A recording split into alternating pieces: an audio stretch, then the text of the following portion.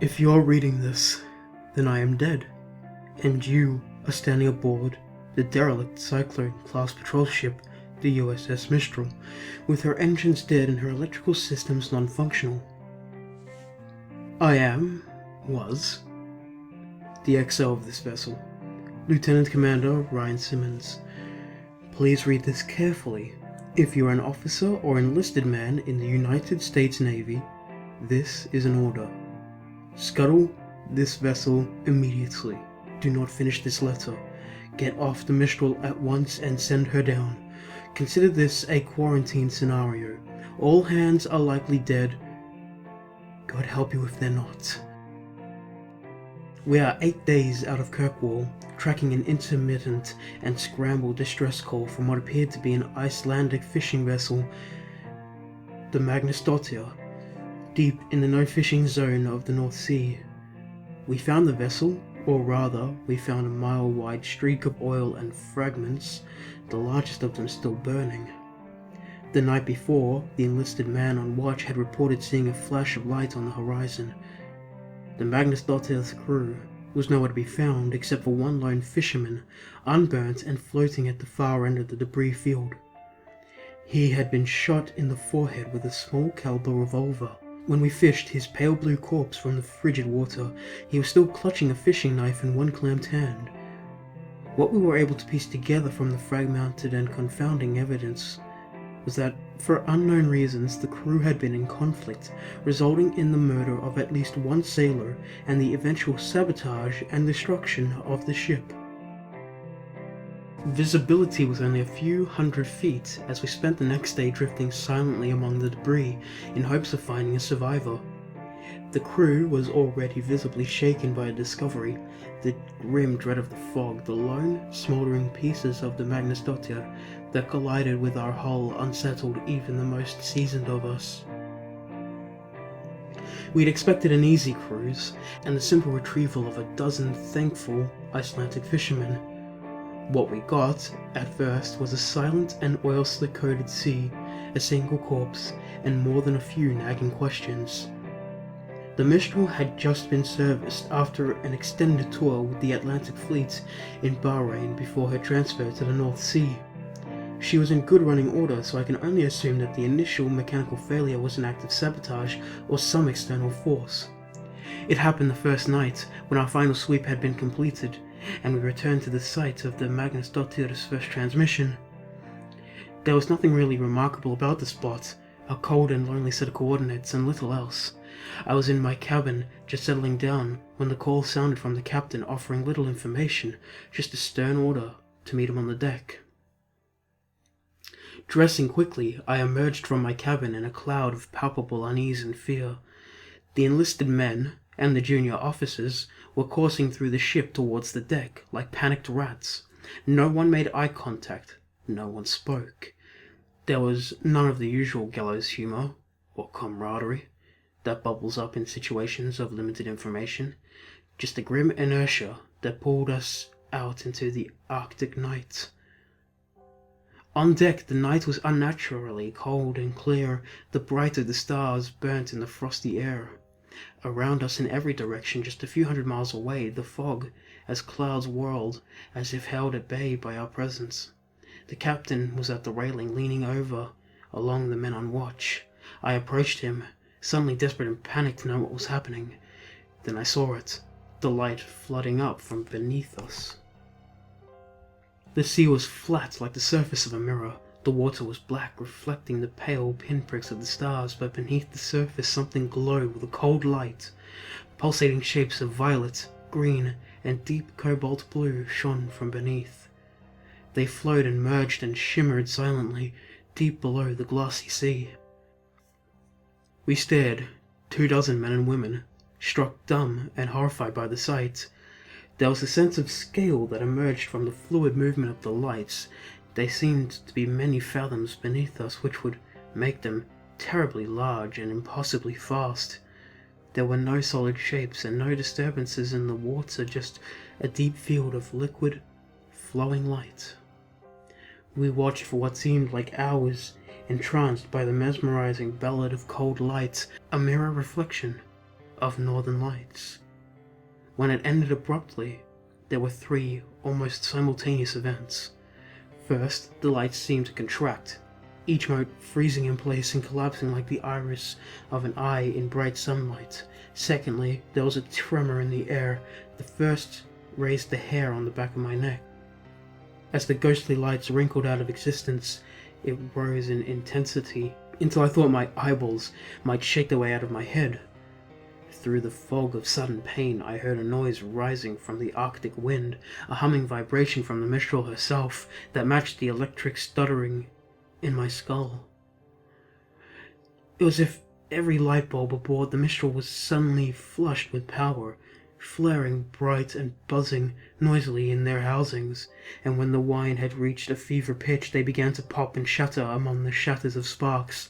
From start to finish, it lasted less than 2 seconds, and we were left floating silently in the dark waters beneath the starry sky, on a dead and crippled boat. The damage was invisible, without any obvious cause, and total. Nothing above the Mistral worked. Each carefully crafted system of multiple redundancies had crumbled. Every light had shattered. Even the replacement bulbs and the small flashlights we all carried held fused and useless filaments. Satellite phones, shortwave radios, all means of communication were useless bricks of plastic and wire. Every battery was dead, every stereo system silent. We were adrift without sail or engine, isolated from the world by 100 miles of black and silent sea. The crew moved through the ship that first night like moles, fumbling through dark corridors with only a few pale green chemical lights to check the system. They relayed each disheartening message like a fire brigade through the darkness to where the captain and I stood on deck, trying to make sense of the senseless. At last, when nothing else could be done, I fumbled my way back to the cabin and tried to sleep, the darkness feeling like an oppressive, many-fingered hand slowly groping my chest. The next morning I again took stock of our situation, hoping for some fragment of hope we had passed by in the night. The damage was total. We would have to find a way to send a distress call and hope that we had not drifted too far from our last known coordinates. The men may not have known the full details, but it was clear from their haunted visages that they knew how dire the situation was. The first death was that afternoon. The sounds of screaming brought me back above deck and into a thick, heavy fog. High in the gloom I could see the bright burning specks of light descending slowly. My stomach turned. It was 2 distress flares drifting uselessly through the haze. Some damn fool had fired the distress flares. I burnt with an unfamiliar and foreign rage. I rushed through the fog to the foredeck with hatred in my blood and fists clamped tight. The scene that emerged from the fog broke me from my stupor. The enlisted man, a flare gun still in his hand, lay broken in a pool of blood. The captain stood over him, clutching the railing, driving the heel of his boot repeatedly into the broken mess of the boy's skull. I realized then that the screaming I heard. The high-kneeing wail was coming from the captain, his face in a victus of animal rage. Around them was a small crowd, standing motionless and silent, watching like sentinels. The captain turned to me and dropped into a crouch, his fingers wrapped around the flare gun, and raised it level with my eyes. We stared for a long moment at each other, our eyes locked as he panted heavily, his face slightly spattered with blood. The only sound was a wet gurgle exhale from the enlisted man's death rattle, a bubble of blood forming on his ruined face. I served with this man for nearly a decade. This was not the man I knew. This was a hollow simulacrum, filled with violence and terror. I spoke to him then. In a soothing voice I asked him to hand me the flare gun. He said nothing at first, then spoke, his voice a tiny, trembling sound that was swallowed up by the thick gloom around us. You murdered us, Ryan. The fogs, the flares will never. He shook his head and clenched his eyes tight, as if he was trying to shake himself from a dream. Then he shuddered once, violently, his back arching like a seizure. This little fuck has killed us. He choked out. The flare gun wavered in the air. I took a step closer, reaching out for him. He opened his eyes and I froze again, as we were staring silently at each other. You're gonna die here.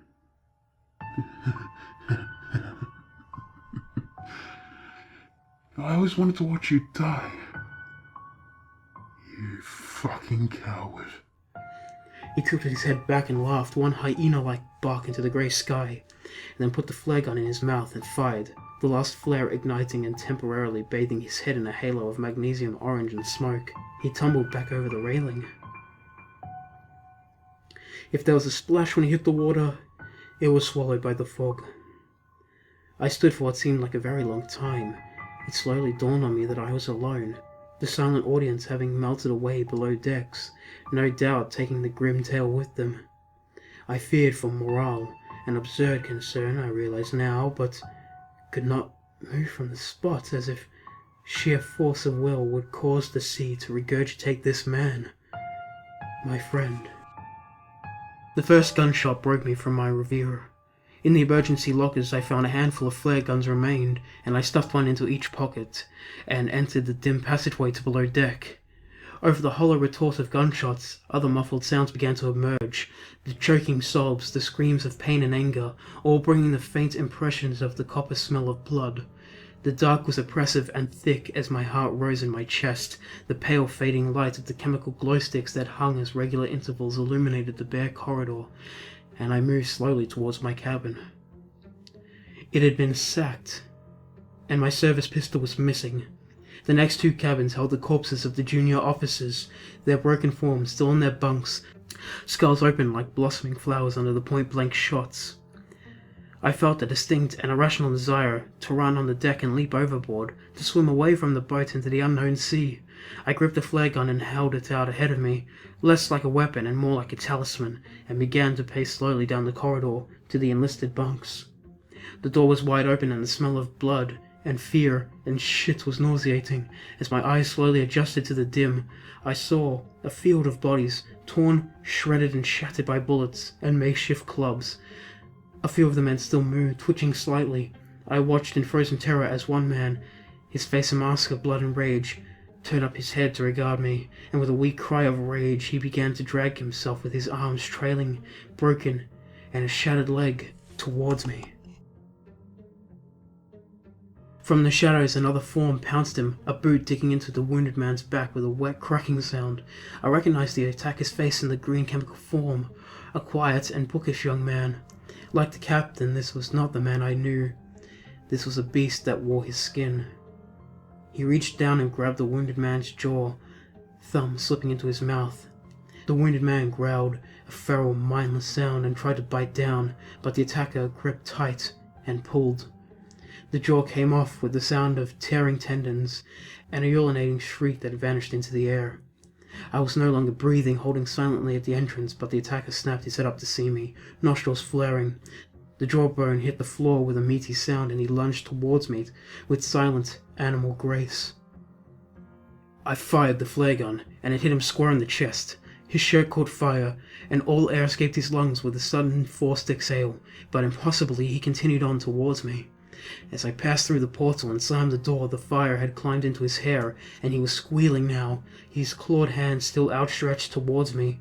I felt him impact against the door, and saw the nightmare visage wreathed in fire through the small porthole, lips already burnt away to reveal two perfect rows of teeth. He wailed and began to smash his burning form against the door. Once, twice, thrice, and then silence. I raised my eyes to the porthole, and saw only the faint image of the burning shape as it disappeared into the darkness.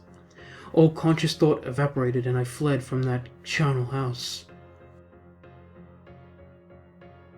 I have barricaded all entrances to below deck now, and have doomed myself to a slow death at the hands of the enveloping cold. I can still hear the living ones down there screaming and banging on the doors. They're not the men I knew. I console myself with this thought as I leave them in the dark to starve or murder each other. If you've read this far and have not fled the waters, or God forbid, still aboard the Marshall, then I beg you again to leave now while you can. Do not look below deck. There are none of us left to save, and certainly none worth saving. It's cold now, and the fading day surrendering the wan grey light to the dark.